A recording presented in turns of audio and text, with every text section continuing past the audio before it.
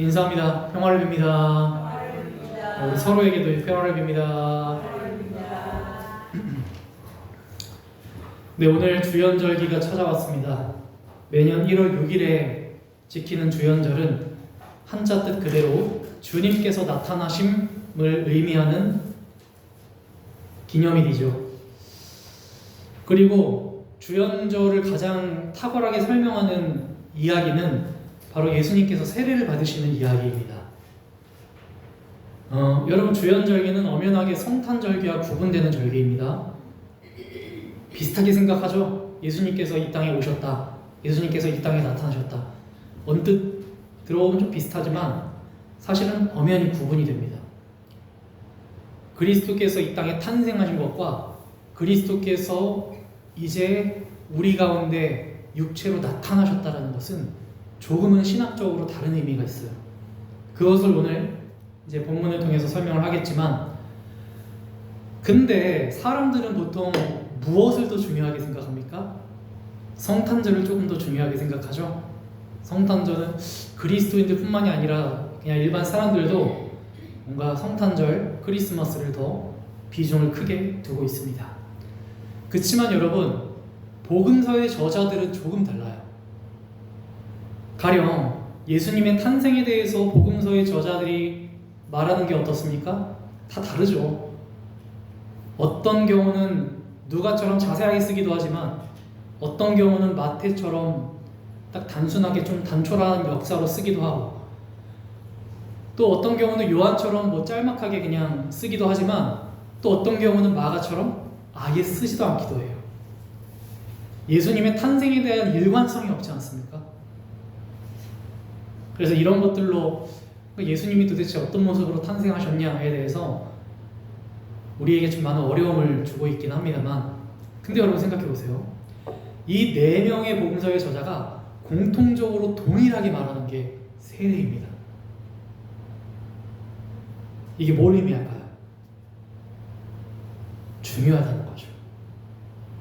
그만큼 그리스도인들에게 있어서 예수 그리스도의 탄생도 물론 중요합니다만,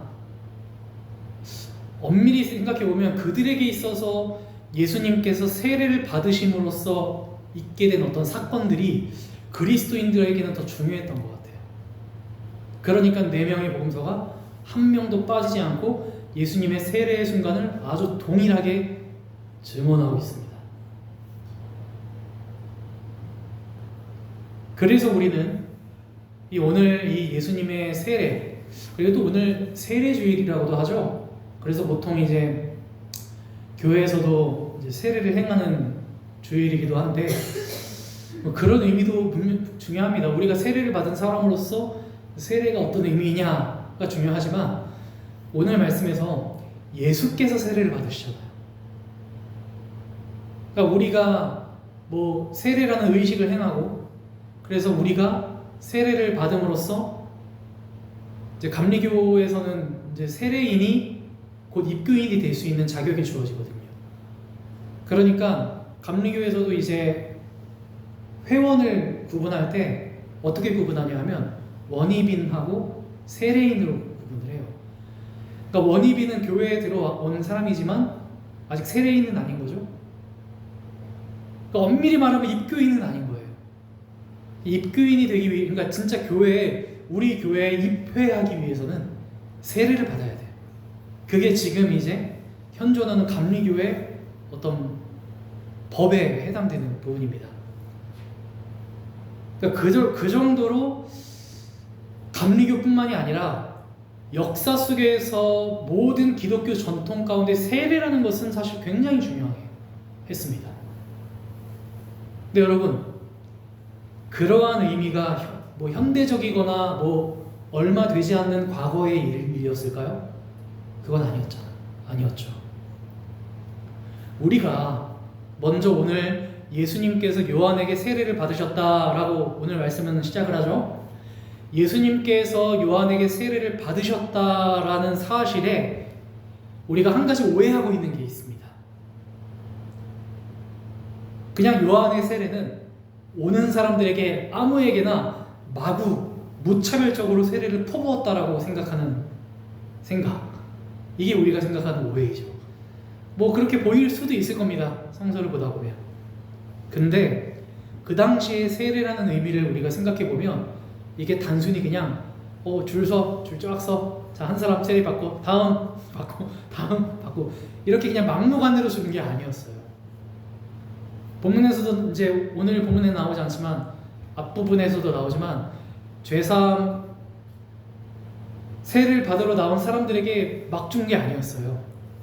분명하게 그들에게 요구하는 게 있었죠. 죄사함에 대한 그 죄에 대한 자백을 요구하고 그 오히려 세례 받으러 나오는 유대인들, 그 바리새인들에게는 세례를 주지도 않았잖아요. 그러니까 막 준 게 아니에요. 예수님께서도 그냥 대충 오셔서 방문하셨는 예수님 심심한데 세례나 한번 받으시죠. 그게 아니었어요. 지금 우리가 세례를 오히려 지금 우리가 세례를 조금 약화시킨 느낌이 있는 거죠. 지금 그냥 때 되면 세례 주겠거니 뭐 세례 대충 교육받고 저도 사실 좀 세례를 좀 그렇게 좀 생각하는 경향이 있기는 했었습니다. 근데 성서에서 나오는 세례는 생각보다 더 엄숙하고 엄격한 의식이었습니다. 세례를 받는다는 것은 지금 우리가 생각하는 것처럼 어떤 공동체에 입회하는 의미도 있었어요. 그럼 여러분 한번 생각해 보세요. 세례를 받기 위해서 뭐가 필요할까요? 여러분, 공동체에 들어오기 위해서 뭐가 필요해요? 교육이 필요하죠. 그냥 아무나 받을 수 있는 게 아니에요. 그러니까 누군가가 세례를 받았다. 이번 달에는 우리 김정희 집사님 성도님이 세례를 받아볼까요? 이 의미는 뭐냐 하면 이분에게 오랫동안의 교육 과정이 있었다라는 걸 말하는 거예요. 우리가 여기서 유추할 수 있는 신학적인 사실 중에 하나는 오늘 예수님께서 세례를 받았다라는 말은 적어도 예수님은 적어도 3년 정도 이상은 요한의 공동체 안에 있었다라는 거죠. 적어도 우리는 예수님의 그 이전의 이 요한 이 세례를 베풀기 이전의 행보를 잘 모릅니다. 성서는 그걸 얘기하고 있지 않죠. 누가복음에서나 예수님의 소년 시절 정도를 토막적으로 얘기하고 있지만 우리 그 이후에 예수님의 청년 시절에 대한 이야기 잘 나오지 않아요. 근데 여러 그런 어떤 역사적인 해석들이나 신학적인 해석들을 통해서 학자들이 밝혀낸 사실은 아마 세례가 이런 의미가 있다라고 생각했을 때 예수님께서는 이 요한의 세례를 받았다라는 건 아마도 이 요한의 공동체 안에서 나름 영향을 받았다라는 걸 의미하는 거죠. 자, 그러면 생각해 보세요. 예수님이 누구십니까? 지금 이 복음서를 받는 예수 그리스도를 따르는 그들에게 예수는 누구입니까? 그냥 스승이십니까? 스승도 스승이지만 인류의 구세주이시잖아요. 우리의 주님이시잖아요. 근데 여러분 생각해 보세요. 그 예수가 다름 아닌 요한에게 세례를 받았다. 이거는 여러분 초기의 그리스도인들, 초기 예수를 따르는 그리스도인들에게 어땠을까요? 굉장히 불편한 사실이었을 겁니다. 이 세상의 구주로 오신 예수가 요한의 제자였다? 그걸 뜻하는 거거든요. 이거는 예수를 추앙하던 사람들에게는 참 받아들이기 힘든 사실이었을 겁니다. 그리고 더군다나 우리는 성서를 통해 알 수 있죠. 그 당시에 예수님 시대 당시에 요한을 추앙했던 제자들과 예수를 추앙했던 제자들이 서로 대립 관계에 있었다는 걸 알 수 있죠. 성서를 통해 나오잖아요. 그런 초기의 어떤 기독교의 이미지를 생각해 보면 예수가 요한에게 세례를 받았다는 게 성경에 나온다는 건 어떤 의미에서는 조금 불편한 사실일 수도 있어요. 불리한 사실일 수 있습니다. 그럼 예수는 요한의 따까리였다는 거예요. 어떻습니까? 그래서 마태복음이 작업을 하는 거예요. 여러분, 마태는 자기의 복음서를 쓸 때 그냥 자기의 생각으로 쓰지 않습니다. 절대. 마태가 마태복음을 썼을 때 이미 있었던 복음서가 있었어요. 그게 뭐냐? 마가복음이에요. 마가복음이 이미 있었던 자료고 그걸 참고해서 자신의 세례 이야기를 더합니다. 그래서 더한 부분이 14절이에요. 14절. 14절을 보면 이렇게 나옵니다. 요한이 이렇게 말했다고 마태가 얘기해요. 요한이 예수에게 뭐라고 말하냐? 내가 선생님께 세례를 받아야 할 터인데 선생님께서 내게 오셨습니까? 라고 말하죠. 이게 마가복음에 나오지 않는 마태의 기록이에요. 그러니까 마태복음의 저자는 그 당시에 요한과 예수의 이 관계성, 요한에게 예수가 세례를 받았어라는 이 불편한 관계성을 나름 염두하고 있었을 겁니다. 그거를 불편하게 생각했을 동료의 그리스도인들의 심정을 아마 반영했을 거예요. 그래서 요한의 고백을 포함시켰을 겁니다. 이 세례가 단순히 스승이 제자에게 주는 어떤 제자로서의 예수가 스승인 요한에게 3년 동안의 세례 교육을 받아서 받은 세례가 아니라 어떤 새로운 의미의 세례로서의 영적인 의미를 부여하는 거죠. 그게 바로 오늘 주연절 메시지예요. 그러니까 이 세례는 그저 그냥 예수가 교육 잘 받아서 그 자격에 맞아서 이제 세례를 받아서 그래 이제 난 요한의 제자로서 살아갈 거야. 여러분 지금 누가 그렇게 생각합니까? 아니죠. 우리의 신앙은 전혀 다른 세례를 얘기하잖아요. 그래서 요한은 여러분 예수에게 세례를 주기를 주저하죠. 말립니다. 아니 왜 오셨습니까? 내가 오히려 선생님한테 세례를 받아야 되는데 왜 오셨냐라고 이 관계성을 명확하게 얘기를 해요. 그래서 예수님 뭐라고 말씀하십니까? 내가 오늘은 받아야 되겠다. 바로 이 예수님과 요한의 대화를 통해서 마태는 예수님의 이 세례에 특별한 의미를 부여합니다. 이게 바로 이 지점이 우리가 주연절기에 만날 수 있는 진정한 메시지예요.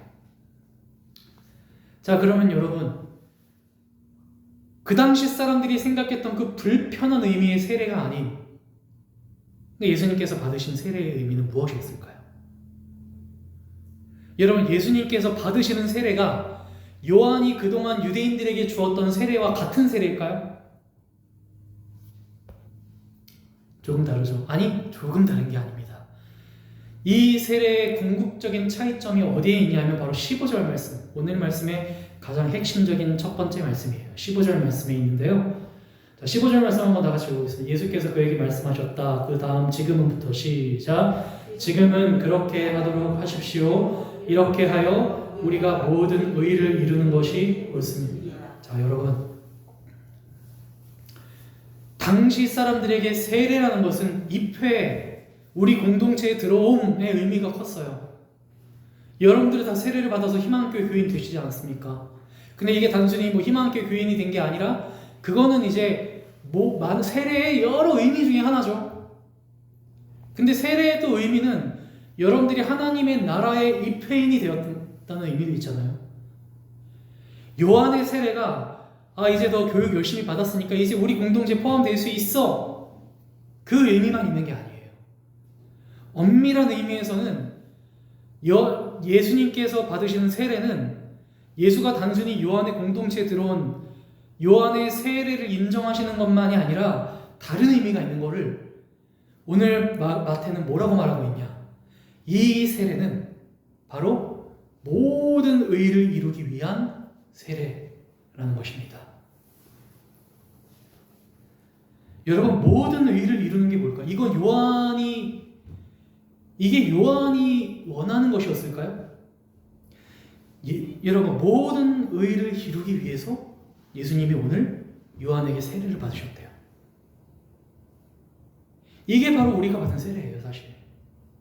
이게 바로 이 세례 주의를 우리가 깨달아야 할 우리가 받은 세례. 단순히 세례 받고 교인이 된 게, 교회 다니는 사람, 그리스도인 이게 된 게 아니라 도대체 세례를 받음으로써 우리에게 무슨 일이 일어났냐를 알려주는 거예요. 여러분, 예수님께서 이루실 모든 의의는 무엇일까요? 이거 사실 그렇게 어렵지 않습니다. 우리 오늘 교회력 본문을 통해서 다 얘기했어요. 사실 구약에서도 나오는 얘기 이따 한번 찾아보십시오. 사도행전을 통해서 나오는 이야기예요. 모든 의를 이루는 게 뭘까요? 이걸 정확하게 알려면 예수님의 의와 요한의 의가 어떤 차이가 있는지를 알아야 됩니다. 우리 사실 지난 시간에 다 했던 얘기예요. 여러분, 대림절기에 우리는 이미 얘기했죠. 요한이 베푸는 물의 세례가 어떤 의미였습니까? 죄사함, 거룩함이죠. 요한의 의는 그 당시 유대인들이 갖고 있었던 보편적인 의입니다. 그리고 요한의 의는 그 당시에 바리새인과 서기관들도 갖고 있었던 보편적인 의였어요. 율법에 의해 율법을 지킴으로 세례를 받음으로 우리는 거룩해져서 유대인이 되어서 유대인에 입교하여서 이제 정결한 삶을 살아가는 것. 그러기 위해서 세례를 통해 우리가 깨끗하게 씻겨지는 것. 그러니까 우리 안에 있는 더러움은 용납되지 못하는 것, 받아들여지지 못하는 것이죠. 죄인은 받아들여지지 않아요. 죄인은 이 공동체에, 죄인은 이 의로운 공동체에 포함될 수 없는 것입니다. 죄인이 이 공동체에 포함되려면 요한의 세례를 받아서 그 죄가 없어져야 됩니다. 씻어져야 됩니다. 그래야 이 공동체에 포함될 자격이 주어집니다. 이게 바로 예수님께서 받으신 요한의 세례예요. 여러분, 이 세례가 나쁜 세례입니까? 아니죠. 죄 사함, 씻겨짐, 이거 예수님께서 받으셨어요. 안 받으시지 않았습니다.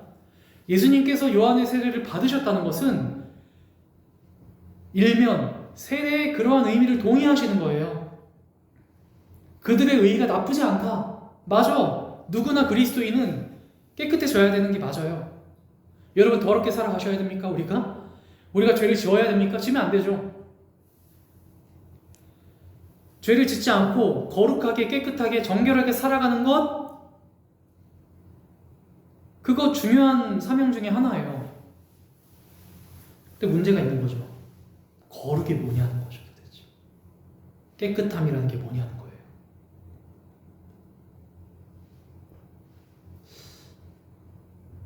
지금 교회들이 말하는 깨끗함은 깨끗함이 맞을까요? 지금 교회들이 더 교회다워지기 위해서, 그리스도인다워지기 위해서 거룩함을 추구하는 그 삶은 과연 예수께서 이루신 모든 의와 동일할까요? 전 그거에는 동의할 수 없습니다. 왜냐하면 너무 다르기 때문이에요. 예수님이 지금 성서를 통해 드러나시는 예수께서 이 땅 위에 주연하셔서 이루셨던 말씀과 삶을 통해 이루셨던 의와는 너무 다르기 때문이에요. 지금 교회가 나름 거룩하다고 생각하며 세상에서 이루려고 하는 의와 예수님께서 진정 하나님의 아들로 이 땅에 오셔서 이루셨던 의와는 너무 다르다는 것입니다. 예수님께서 이루셨던 의는 무슨 의였을까요? 그 당시에 있었던 모든 보편적인 의를 넘어섭니다. 우리 얘기했잖아요. 의롭지 못한 족보에서 나셨어요, 예수는.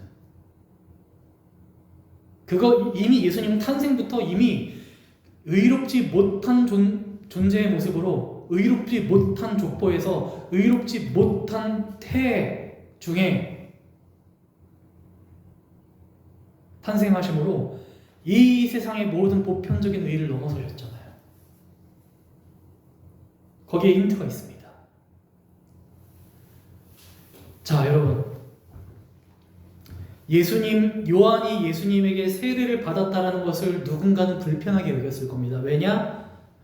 어떻게 주님이, 어떻게 우리의 왕이, 어떻게 우리의 구주가 일개 예언자에게 세례를 받아? 근데 그거 자체가 놀라운 진리인 거예요. 왜? 여러분, 하나님의 나라는 여러분들이 포함되어 있는, 여러분들이 들어간 하나님의 나라는 어떤 나라입니까? 작은 자가 큰 자가 되는 나라잖아요. 여러분들이 세례를 받음으로 입회한 하나님의 나라는 어떤 질서와 어떤 의로운 나라입니까? 어린아이가 주인인 나라잖아요. 죄인과 세리가 중심에 서는 나라잖아요. 이 고난받은 어떤 목사님의 말처럼 고난받는 이들이 세상의 중심인 나라잖아요. 여러분, 오늘 이 예수님께서 세례 받으시는 이 사건과 비슷한 사건이 하나 있는데, 요한복음에 나오는, 요한복음 13장에 나오는 사건인데요. 그게 어떤 사건이냐 하면 예수님이 제자들에게 발을 씻으시는 사건입니다. 자, 예수님께서 잡히시기 전 6월절 어느 날 밤에, 6월절이 오기 전 밤에 제자들의 발을 씻어주기 시작하죠. 그때 베드로가 거절합니다. 뭐라고 말합니까? 요한복음 13장 6절에 이렇게 말해요. 주님께서 내 발을 씻기시렵니까? 라고 말해요. 여러분, 이게 요한이 말했던 거와 비슷해요. 아니, 내가 오히려 주님께 세례를 받아야 되는데 어떻게 당신이 내가 당신에게 세례를 줄 수 있습니까?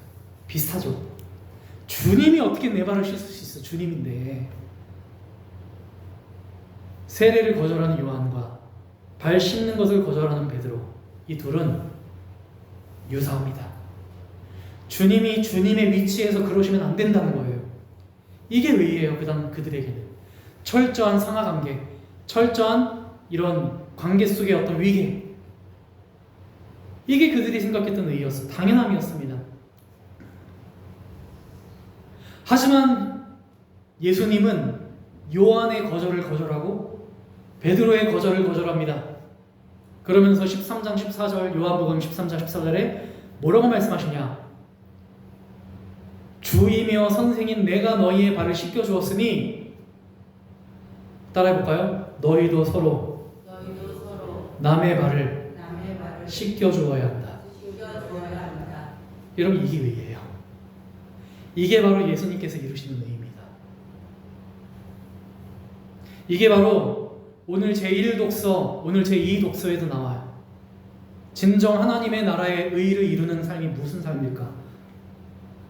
모든 이들에게 바로 이러한 사랑을 베푸는 것이에요. 예수님께서 이루셨던 의는 무슨 의예요? 요한의 세례와는 다릅니다. 예수님의 세례는 서로에게 세례를 주는 것이에요. 서로에게 발을 씻겨주는 것. 이게 바로 예수님의 의예요. 바로 그러한 삶을 통해서 여러분, 예수와 요한이라는 관계, 예수와 베드로와라는 관계, 또 예수와 제자들이라는 관계, 또 예수와 우리 모두라는 관계에 전혀 새로운 평화적 관계가 형성됩니다. 그것을 성서에서는 여러 가지로 표현하죠. 친구라고 표현하기도 하고요. 한 가족이라고 표현하기도 하고. 그리고 오늘 하늘에서 들려온 음성, 뭐라고 말합니까? 이는 사랑하는 내 자녀다. 주님 안에 한 자녀. 다른 거죠. 스승과 제자의 세례가 아니에요. 너 교육 열심히 받았으니 내 제자가 되어서 이제 앞으로, 이게 아니라 하늘의 세례를 통해서 우리 모두가 사랑하는 자녀가 되는 세례. 이게 바로 예수님이 받으시는 세례입니다. 그리고 이것이 마지막에 어떻게 실현됩니까? 마태복음 28장 19절. 예수님의 지상 대위임 명령. 예수께서 부활하시고 나서 마지막으로 자신의 제자들에게 뭐라고 말씀하십니까? 그러므로 너희는 가서 모든 민족을 제자로 삼아서, 제자로 삼는다는 게 뭐예요? 요한이 말하는 그런 제자가 아니에요. 아버지와 아들과 성령의 이름으로 세례를 줘라. 모든 민족으로 세례를 줘라. 이게 바로 하늘 아래 이 땅에 존재하는 모든 이들이 다 한 성령으로 한 세례를 받아 한 주님의 바울이 말하잖아요. 우리는 모두 한 성령으로 하나의 주를 섬기며 하나의 성령으로 하나의 세례를 받아 우리 모두 하나의 주를 섬기는 가족이다. 한 몸이다. 한 지체다. 신과 인간의 관계, 인간과 인간의 관계, 아니 유대인과 이방인의 어떤 관계까지도 그 당시에 존재하는 모든 존재와 존재 사이에 전통적으로 현존하는 모든 위계적인 관계를 다 예수님께서 역전시키십니다. 이게 바로 예수님이 이루시는 의예요.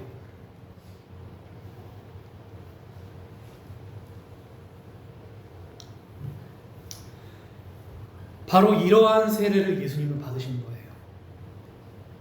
감히 인간이 주님에게 세례를 줘? 그게 하나님 나라에서는 가능한 일이 되는 거예요. 늘 언제나 낮은 사람이 높은 사람을 섬겨야 되고 늘 언제나 약한 자가 강한 자를 뒤를 따라가야 되는 이 세상의 구조 속에서 하나님의 나라에서는 인간이 주에게 세례를 주가 인간의 발을 닦아주는 삶이 가능한 거예요. 그러한 삶의 방식을 오늘 이 순간 하나님께서는 우리 모두에게 요청하시는 겁니다. 여러분, 예수님께서 세례를 받은 직후에 세 가지 현상이 일어나죠. 첫 번째, 하늘이 열립니다. 두 번째, 하나님의 영이 비둘기같이 내려옵니다. 세 번째, 하늘에서 뭐라고 소리가 나냐? 17절, 이는 내가 사랑하는 아들이다. 내가 그를 좋아한다. 사랑하는 여러분, 이 음성은 외아들 예수에게만 해당되는 음성이겠습니까? 우리 지난주 요한복음 1장을 나누면서 뭐라고 했습니까? 외아들의 영광이 우리에게 임했다고 하죠. 그 은혜가 우리에게 은혜 위에 은혜로 왔다. 영접하는 자, 그 아들을 믿는 누구에게든 하나님의 자녀가 되는 권세가 주어졌다. 여러분, 이 사건은 그러니까 오늘 말씀의 제목을 빗대서 말하면 이 오늘 주연절 만난 이 세례 사건은 예수님만 나타나신 사건이 아닙니다. 바로 예수님과 함께 우리들도 나타난 사건이에요. 이 땅 위에서 이 땅에서의 세례, 요한의 세례는 모든 사람을 위한 세례일 수 있을까요? 아닙니다. 모든 이들을 위한 의일 수 있을까요? 아닙니다. 요한의 세례는 언제나 우리에게 자격을 요구합니다. 죄사함을 요구합니다. 거룩함을 요구합니다. 정결함을 요구하죠. 거기에 들어맞지 않는 이들을 모두 배제될 수밖에 없어요. 특정한 이들만 나타내고 드러내는 세례. 그러니까 교회가 지금 지키는 거룩함은 그런 거예요. 자꾸 우리의 조건에 맞지 않는 존재들을 밖으로 내모는, 배제하는, 혐오하는 그러한 거룩함이라고 하고 있는 거죠. 하지만 땅에서의 세례가 아니라 하늘에서 열리고 성령이 비둘기같이 내려와서 우리 모두에게 임한 하늘의 세례는 달라요. 하늘이 열리고 하나님의 영이 이 땅 위의 모든 존재들에게 부여되었습니다. 여러분 생각해 보세요. 하늘에서 보이지 않을 땅의 존재가 있습니까? 하늘에서는 모든 존재가 보여요. 안 보이는 존재가. 땅에서는 안 보이죠. 땅 위에 서 있으면 내 눈에 있는 시야밖에 안 보이죠. 그러나 하늘에 여러분 비행기만 타고 올라가는 순간 모든 것들이 작지만 다 보입니다. 하늘에서 예수에게 넌 나의 사랑하는 자녀야. 그에게 사랑하는 자녀라고 정체성을 부여하시는 것은 바로 여러분들을 향한 하나님의 음성이에요. 이 땅 위의 모든 존재들이 은혜를 받아 하나님의 일방적인 은혜로 어떤 조건이 아닌 그저 그 사실을 받아들임으로 이루어진 하나님의 자녀로서의 정체성. 그게 바로 지금 우리를 움직이는 정체성이에요. 믿음은 자격이 아닙니다, 여러분. 은혜는 자격이 아니에요. 은혜는 주어지는 거예요. 은혜는 주어지는 것이고 믿음은 받아들이는 것입니다. 이거는 전혀 달라요. 그러한 여러분 신앙생활을 자격으로 익힌 사람들의 삶은 달라요. 그러한 사람은 끊임없이 다른 사람들에게 자격을 요구하죠. 하지만 신앙생활을 은혜로 받아들인 사람, 믿음으로 받아들이는 사람의 삶은 다릅니다. 그들은 사람들에게 나아가 세례를 베풀죠. 발을 씻어주죠. 발을 씻어줄 때 네 발이 더럽냐? 네 발에 무좀이 있냐? 네 발이 지금 형편이 없냐? 그런 거 따집니까? 아니죠. 예수님의 사랑은 그런 거예요. 여러분, 우리가 그러한 의를 이루는 게 중요한 거예요. 나는 이런 의를 이뤘는데 얘가 변화가 없어. 발을 생각하세요. 나는 귀엽고 발을 씻었는데 이 새끼들은 날 배반했어. 뭔 상관? 예수님이 그러한 사랑으로 의를 이루신 게 중요한 거죠. 여러분, 여러분들이 세례를 그 조건 없는 세례를, 조건 없는 사랑을, 조건 없는 발 씻음을 할 때 그 사람이 뭐 이제 나에게 뭘 줄까? 그건 여러분 여전히 우리 율법 가운데 있는 거예요. 자격을 요구하는 거니까. 그리스도의 사랑 그게 아니에요. 내 사랑으로 얘가 어떻게 된다? 그건 우리에게 중요하지 않아요. 뭘 이왕이면 은혜에 보답하는 게 좋지만 중요한 건 내가 하나님 앞에서 내게 주어진 의를 이루는 게 중요한 거죠. 그걸 가정에게, 일터에게, 내가 만난 사람들에게 하나님이 내게 주신 사명, 내게 주신 의를 이루는 거예요. 그러면 그걸 받아들일 사람 받아들여, 아니면 말고. 그걸 왜 우리가 판단하냐고요? 그걸 왜 우리가 정죄하고 판단하고 그걸 왜 우리가 자꾸 구분짓냐고요? 우리는 아무 조건, 그 사람이 누구야? 그 사람 발이 더러워? 그 사람이 지금 제사함을 받았어? 회개했어? 그 사람이 이런 사람이야? 저런 사람이야? 그거는 우리의 소관이 아니에요. 여러분, 이 세상에는 이미 하나님의 은혜로 나타난 바 되었으나 쉬이 나타나지 못하는 존재들이 있습니다. 이 세상에는 이미 하나님의 은혜로 드러난 자격이 주어졌으나 여전히 자신을 드러내지 못하는 존재들이 있습니다. 왜? 세상은 끊임없이 그들을 불편해하기 때문이에요. 세상은 끊임없이 그들을 정죄하기 때문입니다. 그들의 불편함은 마땅히 나타나고 드러나야 될 존재들을 거듭 숨기고 가리는 구조를 반복해서 양산합니다. 끊임없이 자기 옷장에, 자기 방에 가둘 수밖에 없는 삶을 살아갑니다. 여러분, 이와 같은 세상에서 우리 교회의 사명은 무엇일까요? 세상의 그러한 구조를 답습하는 그것이 바로 교회가 해야 될 일일까요? 아니에요. 하나님은 우리를 세상의 빛으로 부르셨습니다. 차별과 혐오로 존재를 가리는 어둠에 맞서 사랑과 환대의 빛으로 나타낼 것을 나타내라고, 드러낼 것을 드러내라고 하나님은 우리에게 빛을 주셨습니다. 사랑하는 여러분, 바로 오늘 이 주연절 예수님께서는 이 오늘 나타남의 사건을 통해 자신의 말씀과 행하심을 이 세상 가운데 본격적으로 드러내십니다. 그리고 이 세상에 만나는 모든 사람들을 조건 없이 하나님의 자녀로 삼으십니다.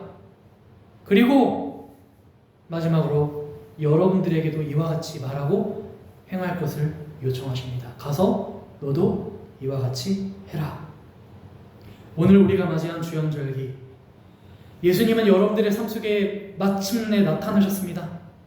그러니 사랑하는 여러분, 우리도 끊임없이 우리의 삶 속에 그리스도를 나타냅시다.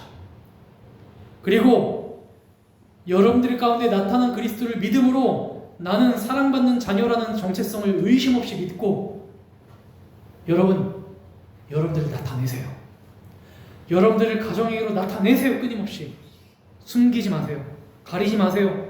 연약하다고, 형편없다고, 볼품없다고? 아니에요. 내 연약함보다 내 안에 계신 그리스도가 더 큽니다. 내 모자람보다 내 안에 빛으로 계신 주님의 사랑이 더 큽니다. 그러니 여러분, 하나님이 여러분들에게 주신 은혜를 가리지 마세요, 제발. 부끄러워하지 마세요.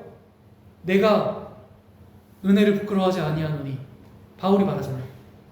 내가 하나님이 나에게 주신 은혜를 그깟 내 연약함 때문에 부끄러워하지 않아요. 이 은혜는, 이 의는 마땅히 이 세상 모든 사람들을 살리는 하나님의 의다. 여러분, 여러분들 안에 계신 그리스도, 그리고 그리스도와 함께 하시는 여러분들의 삶을 세상 가운데 계속 나타내십시오. 성공하고 부자가 된 사람들만 감당할 수 있습니까, 여러분? 우리처럼 여전히 지질이 궁상처럼 사는 사람도 그리스도의 사랑을 간증할 수 있습니다. 그게 바로 하나님의 사랑이죠. 여러분, 떳떳하게 세상에 우리 희망교회를, 그리고 우리 모두를 나타내는 삶을 사시기를 주의 이름으로 축원합니다. 아멘.